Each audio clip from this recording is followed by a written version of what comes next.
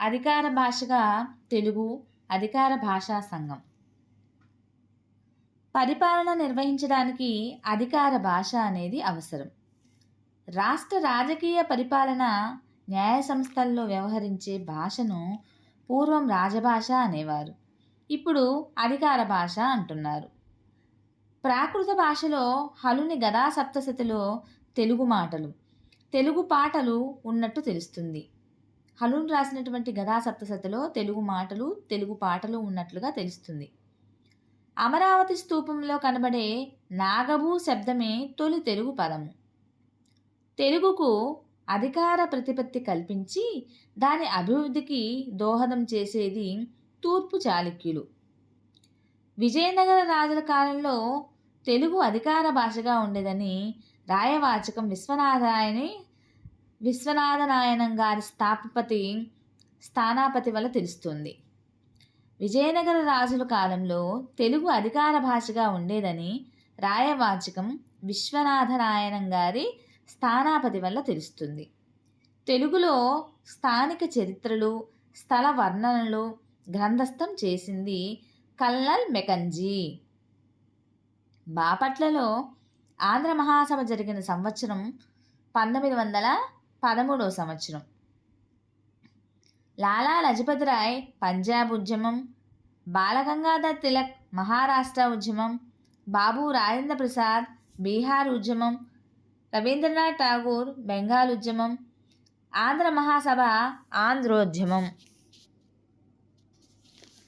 1948 మార్చి 21న governor general Mohammad Ali Jinnah Urdu Pakistan అధికార భాష అనే శాసనాన్ని జారీ చేశాడు. 1948 మార్చి 21న గవర్నర్ జనరల్ మహ్మద్ అలీ జిన్నా ఉర్దూ పాకిస్తాన్ అధికార భాష అనే శాసనాన్ని జారీ చేశారు.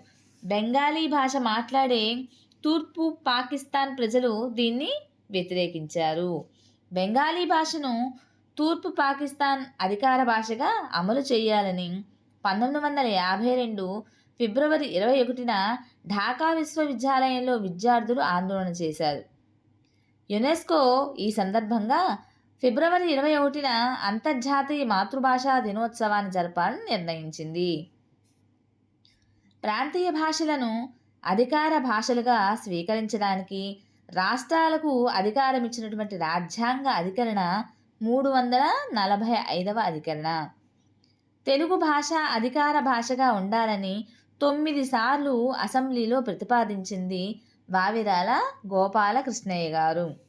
వావిరాల రాజ్యాంగ నిబంధనలకు అనుగుణంగా ప్రభుత్వ వ్యవహారాలన్నీ తెలుగులోనే నిర్వహించాలి అనే ప్రతిపాదన తీర్మానానికి అయ్యదేవర కాళేశ్వరరావు సాధ్యమైనంత త్వరలో అన్న సవరణ చేసి 1955 సెప్టెంబర్ 29న ఈ తీర్మానాన్ని ఏకగ్రీవంగా ఆమోదించారు. 1966 మార్చి 23 శాసనసభలోను, 1966 ఏప్రిల్ 1 శాసన పరిషత్తులోనూ ఆమోదించగా 347వ అధికరణాన్ని అనుసరించి 1966 మే 14న తెలుగు అధికార భాషా శాసనం అమల్లోకి వచ్చింది. కాసు బ్రహ్మానందరెడ్డి గారు, పివి నరసింహారావు అధ్యక్షతన 1967లో ఒక సమీక్షా సంఘాన్ని ఏర్పాటు చేశారు. 1974 మార్చి 5న సాధారణ పరిపాలనా శాఖలో అధికార భాషా విభాగాన్ని ఏర్పాటు చేశారు. వావిరాల గోపాలకృష్ణయ్య మొదటి అధ్యక్షులుగా 1974 మార్చి 19న అధికార భాషా సంఘం ఏర్పాటు చేశారు. రాష్ట్రమంతా అన్ని ప్రభుత్వ శాఖల్లో తాలూకా స్థాయి అంతకు కింద స్థాయిల్లోనూ శాసనేతర ఉత్తర ప్రత్యుత్తరాలన్నింటికీ తెలుగు వాడాలని ఉత్తర్వులు జారీ చేసింది 1974 మార్చి 24న ఆనందనామ సంవత్సరం ఉగాది రోజున జారీ చేశారు. నెక్స్ట్, అధికార భాషా వ్యాప్తికి ఉద్యమ స్ఫూర్తి ఇచ్చినటువంటి వ్యక్తి వావిరాల గోపాలకృష్ణయ్య గారు. అధికార భాషగా తెలుగును ఆమోదించడానికి, ప్రతిపాదించే బిల్లును అచ్చు వేయించడానికి ప్రతిపాదించినది 1964. దీని పట్ల శ్రద్ధ చూపిన ఏకైక పత్రిక ఆంధ్రప్రభ పత్రిక. తెలుగువారి ఉద్యోగులకు ఉచిత తరగతులు నిర్వహించినది. తెలుగు రాని ఉద్యోగులకు ఉచిత తరగతులు నిర్వహించింది. 1980లో తెలుగు అకాడమీ 27,600 పదాలతో పరిపాలనా న్యాయపద కోసం తయారు చేశారు. ఇది 2 సార్లు పునర్నిర్మితం అయింది. 1980లో తెలుగు అకాడమీ 27,600 పదాలతో పరిపాలనా న్యాయపద కోసం తయారు చేశారు. ఇది 2 సార్లు పునర్నిర్మితం అయింది. తెలుగు అకాడమీ ఆధ్వర్యంలో తర్ఫీదుదారుల శిక్షణ నిర్వహించినటువంటి సంవత్సరం 1982వ సంవత్సరం. తెలుగులో 1000 పదాలకు కార్యాలయ పదావళి, జేబు సైజు పదకోశం తయారు చేశారు. అయ్యదేవర కోటేశ్వరరావు అధ్యక్షతన పారిభాషిక పదకోశం తయారు చేసినది. 1961, 1963 అని బిఎడ్ పుస్తకంలో రాశారట, ఒకసారి చెక్ చేసుకోండి. అది 1961. ఆంధ్రప్రదేశ్ రాష్ట్ర ప్రభుత్వం అధికార భాషగా ప్రకటించినటువంటి తెలుగు సంవత్సరాలు 1988 విభవ, 2004 స్వభావ. అలానే సమైక్యాంధ్ర అధికార భాషా సంఘం చివరి అధ్యక్షుడు మండలి బుద్ధప్రసాద్. నవ్యాంధ్ర అధికార భాషా సంఘం మొదటి అధ్యక్షుడు పొట్లూరి హరికృష్ణ.